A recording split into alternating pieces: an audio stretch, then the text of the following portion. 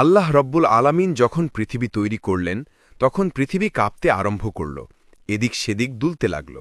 এরপর আল্লাহ রব্বুল আলামিন পৃথিবীর এই কম্পনকে বন্ধ করার জন্য তার উপরে পাহাড়কে গেঁথে দিলেন পেরেকের মতো। ব্যাস, পৃথিবী স্থির হয়ে গেল, আর নড়ে না, এদিক সেদিক দোলে না। এই দৃশ্য দেখে আসমানের ফেরেশতারা তো অবাক। তারা আল্লাহ রব্বুল আলামিনকে চরম বিস্ময়ের সুরে জিজ্ঞেস করলেন, হে আল্লাহ, পাহাড়ের এত শক্তি!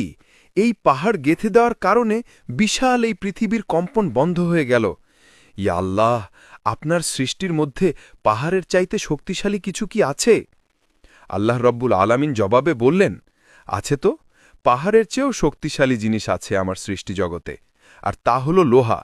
কেননা লোহা দিয়ে তো পাহাড়ও কাটা যায়। তখন ফেরেশতারা আরও অবাক হয়ে জিজ্ঞেস করলেন, ইয়া আল্লাহ, লোহার চেয়ে শক্তিশালী কিছু আছে? তখন আল্লাহ রব্বুল আলামিন বললেন, হ্যাঁ আছে, লোহার চেয়েও শক্তিশালী জিনিস আছে, আর তা হল আগুন। কেননা আগুন দিয়ে তো সেই শক্তিশালী লোহাকেও গলিয়ে দেওয়া যায়। ফেরেশতাদের বিস্ময় যেন কাটে না, তারা আরও জানতে চান।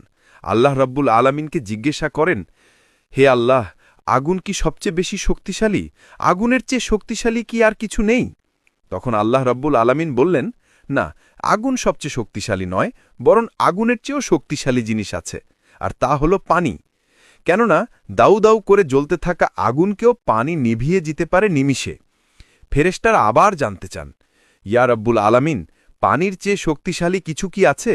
আল্লাহ রব্বুল আলামিন বললেন, হ্যাঁ আছে, পানির চেয়েও শক্তিশালী হল বাতাস। কেননা বাতাসের ধাক্কায় পানি একদিক থেকে আরেক দিকে চলে যায়। জলের মধ্যে যখন বাতাসের উচ্ছ্বাস হয় তখন জলোচ্ছ্বাস তৈরি হয়। তাহলে বাতাস পানির চেয়েও শক্তিশালী। ফেরেশতারা অবাকের পর অবাক হচ্ছে। আল্লাহর কুদরতের মহিমায় তাদের ভেতরটা ভরে যাচ্ছে। তারা আবার জানতে চান, ইয়া আল্লাহ, হে জগতের মালিক, এই বাতাসের চেয়েও শক্তিশালী কিছু কি আছে? আল্লাহ রব্বুল আলামিন আবার হ্যাঁ সূচক জবাব দিলেন।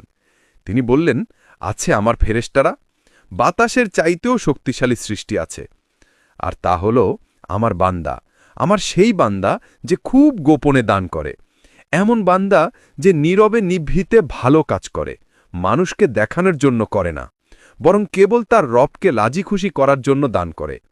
আর তার এই কাজের জন্য সে দুনিয়ার কার কাছ থেকে কোনো বিনিময় আশা